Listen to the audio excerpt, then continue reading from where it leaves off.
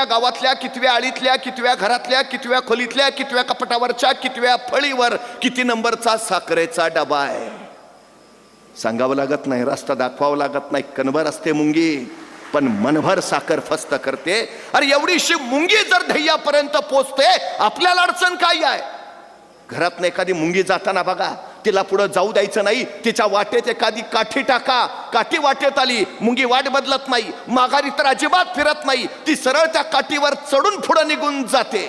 तिला जाऊ द्यायचं नाही. एखादा दगड वाटेत ठेवा, आता वाटेत दगडाला, मुंगी वाट बदलत नाही, माघारी तर अजिबात फिरत नाही, सरळ ती दगडावर चढते, स्वतःची उंची वाढवून घेते आणि पुढे निघून जाते. तिला जाऊच द्यायचं नाही. तिच्या वाटेत पाणी होता, आता पाणी ओतलंय, मुंगी माघारा फिरत नाही, वाट अजिबात बदलत नाही, ती सरळ पाण्याला वळसा घालते आणि पुढे निघून जाते.